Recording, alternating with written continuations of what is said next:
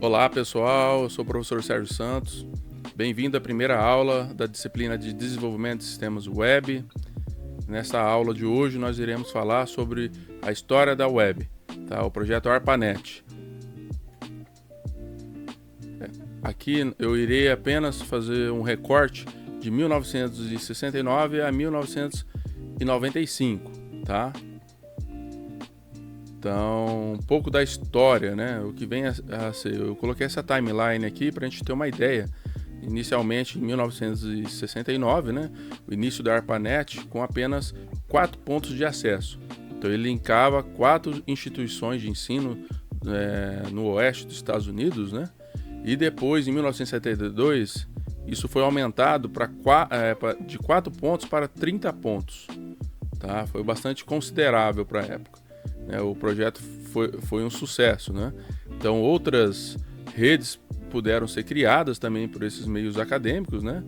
E em 1977 foi então definido como a criação do protocolo TCP/IP, que é o protocolo utilizado até hoje, né? E que possibilita com que a gente consiga ser únicos, né? Ter uma rede mundial onde todos possam participar e se comunicarem. Em 1987, as saídas das universidades, né, que até então esse era um projeto apenas nos meios acadêmicos, né, que vinha sendo utilizado, isso passou a ser comercial. E em 1991, quais eram os serviços básicos, né, que a gente tinha para a época, e em 1996, com o surgimento do Mosaic, que para muitos é considerado como o primeiro navegador. Tá? E em 1995 a gente encerra, né, falando um pouco sobre a chegada no Brasil. Tá ok? Então vamos lá. Então um pouco da história, né? O projeto ARPANET começou a realizar pesquisas sobre redes, né, criando os seguintes nós. Então o primeiro nó foi estabelecido pela Universidade da Califórnia, né, em Los Angeles, né, a UCLA. Ela que criou, né, praticamente o projeto ARPANET, que era um projeto de rede de computadores. Tá? Posteriormente, segundo nó, foi na Universidade de Pesquisa de Stanford, na USRI. O terceiro nó já foi da Universidade da Califórnia, em Santa Bárbara, né, a UCSB. E o quarto nó já foi na Universidade de Utah. Então, só para a gente ter uma ideia, né, do que era isso, né? Imaginem vocês que era uma rede, né, dentro de uma universidade que conseguiu se conectar com uma rede de outras universidades. Então, 4 universidades americanas aqui do oeste dos Estados Unidos, né, conseguiram se comunicar entre si. Tá? E qual que era a finalidade? Basicamente, era compartilhar os artigos científicos, né, da época. Os pesquisadores das universidades tinham a necessidade, né, de se comunicarem. Então eles já realizavam eventos, né? Mas eles queriam baratear isso, né? Poder comunicar um com o outro para poder facilitar a troca de informações entre os meios acadêmicos. Então foi muito importante, né, essa ação dessas universidades, porque logo depois, de 1969, já para 1972, as outras universidades viram o potencial dessa ferramenta, né? A ARPANET, né, conseguiu fazer com que os pesquisadores conseguissem se comunicar, seja por e-mail, né, seja mostrando o seu artigo científico, se divulgando também, né, as suas pesquisas, né, os seus trabalhos de iniciação científica, né? Então outras universidades, né, passaram, né, a querer também fazer esse tipo de trabalho, né? Podem perceber aqui em Harvard, né, já também eles começaram a trabalhar, e também no MIT, e tantas outras universidades aí mundialmente conhecidas. Cabe aqui um destaque, né, que todas essas universidades americanas são referências mundiais, né, de ensino, de pesquisa e de extensão.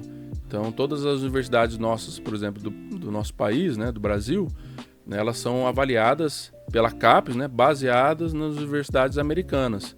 Então isso é muito importante saber, né? Então todas as informações vocês podem ter acesso aqui. Eu deixei o link, né, de onde a gente tirou essas informações, e todas as informações desse slide também. Já em 1975 a 85, outras redes foram criadas, né? O projeto ARPANET, né, começou a ter concorrentes, digamos assim. Então, teve o UCP, que não foi tão popular, né? Assim como o USINET, o BitNet e o CSNet. Tá? E tantos outros aí mundialmente, porque as outras universidades também começaram a querer criar o seu sistema, né? E isso foi bom, porque gerou uma concorrência, né? E gerou também possibilidades, né? Cada pessoa pensava de uma forma diferente.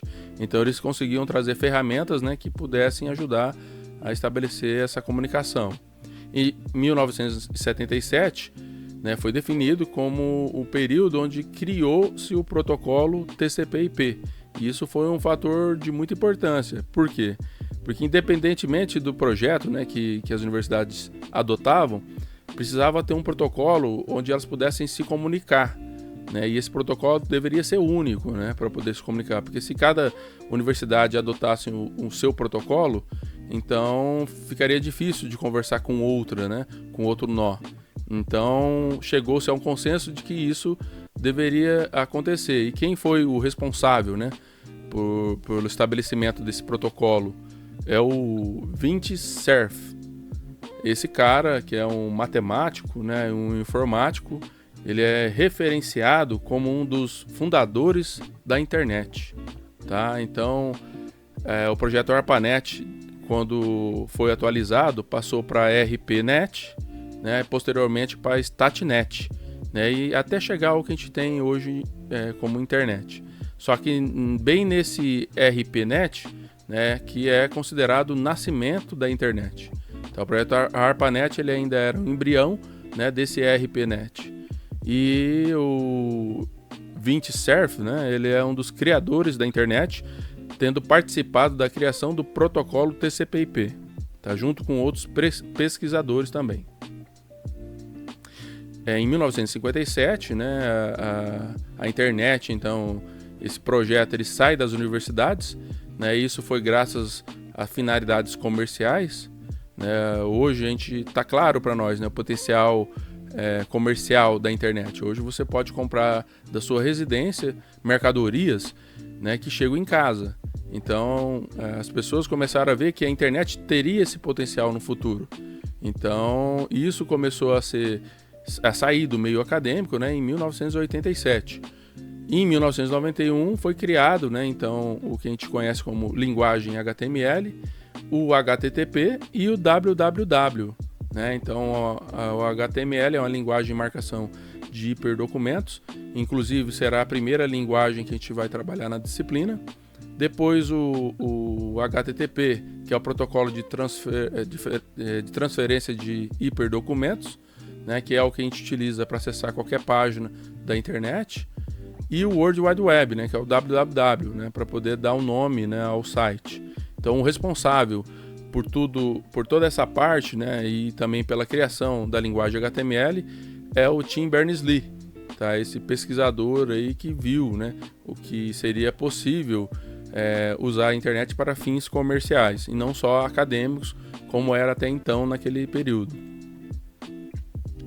E como era até 1991, né? Basicamente, né, os serviços eram correio eletrônico, acesso remoto e transferência de arquivos, né? O correio eletrônico é o que a gente conhece por e-mail hoje em dia, né? Todos que utilizam a internet têm o seu e-mail de correspondência. Acesso remoto é o que a gente pode fazer, né, de um computador acessar um outro computador remotamente, né? Muitos hackers fazem isso hoje em dia, mas existem programas específicos, né, que auxiliam, né, as empresas a fazer esse tipo de trabalho. Um programa muito conhecido, popular, é o Telnet. E transferência de arquivo, né, em 1971.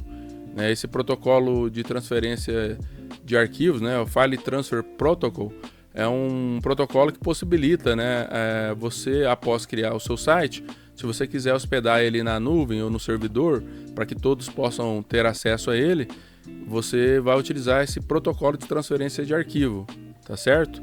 A gente vai fazer também na disciplina. E entre outros, né, serviços, mas os mais populares, né, os 3 mais populares daquela época eram esses. E basicamente qual que era a finalidade, né, da internet naquele período. Em 1993, né, surgiu então o Mosaic. O Mosaic, né, ele é considerado por muitos, né, o primeiro navegador, o primeiro browser, né, que possibilitava você ter acesso à internet, às informações ali. Então ele tinha esse aspecto, né, que é muito semelhante ao que a gente tem hoje, né, e a única diferença é a qualidade da página, né? Percebam que as páginas daquela época, elas tinham texto, né, links e imagens que não tinham tanta qualidade, né? Então fundo branco, né? Então é bem parecido com documentos que a gente tem impresso, né, hoje em dia. Então a internet começou dessa forma. Hoje você tem inúmeras ferramentas, inúmeros programas, né, uma infinidade de trabalho, vídeos, né? Então naquela época já não tinha, era bem limitado, tá? O som, para vocês terem uma ideia, quando começou a surgir som, não era MP3, era MIDI, né? Era aquele sonzinho de teclado, né? Era meio computadorizado, mas era muito divertido, né, naquela época. Então isso nós estamos falando aí de 93 até 94.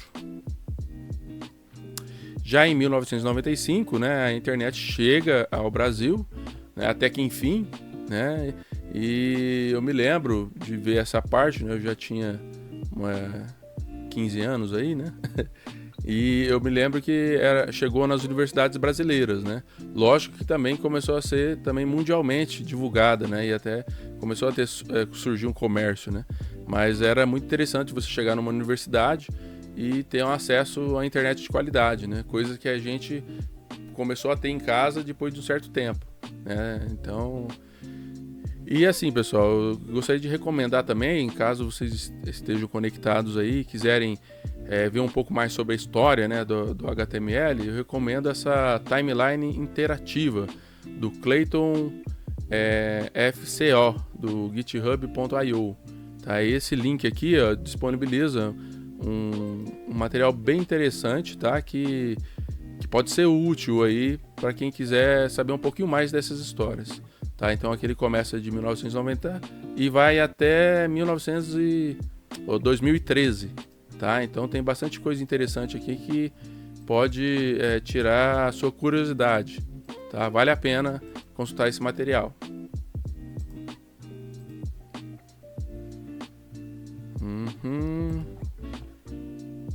E agora, para poder finalizar essa aula, eu vou dar uma visão geral do que nós iremos ver nessa disciplina, né? Essas 60 horas que nós iremos trabalhar aqui. Então, nós começaremos aqui com ponto 1, ponto de partida, com os conceitos básicos, né, do que vem a ser web, hipertexto, multimídia e hipermídia, tá? A partir do momento que a gente vê essa etapa, a gente vai poder começar a trabalhar com a linguagem HTML. Tá? A gente vai fazer uma introdução, né, com a linguagem HTML. Vamos fazer algumas atividades com CSS, JavaScript e Bootstrap, e entre outras linguagens que possam vir aí também a complementar o nosso aprendizado. Posteriormente, a gente vai trabalhar com a linguagem PHP, também uma introdução, né, conhecendo os principais laços de repetição, né, e também trabalhar com banco de dados. Posteriormente, né, nós trabalharemos também com a lista de atividades, né, com resolução de exercícios aí para melhor fixação das ideias. Depois nós iremos trabalhar com os conceitos de desenvolvimento de sistemas web, né, para saber quais são os tipos de sistemas web existentes e qual que a gente pode tentar trabalhar e desenvolver. E vamos finalizar a disciplina com o desenvolvimento de um sistema CRUD, tá? Que é um sistema que possibilita a criação, a consulta, a atualização ou a destruição ou delete, né? Apagar aquelas informações que estão dentro do banco de dados, tá? Bem simples, bem tranquilo, e a gente vai ter uma boa noção nessas 60 horas dessa disciplina. Bom, é isso que a gente tem por hoje. Em caso de dúvida, né, ou questionamentos, podem entrar em contato comigo, tá? Estarei ansioso aqui aguardando o e-mail ou o contato de vocês. E é isso, pessoal. Um grande abraço, bons estudos aí.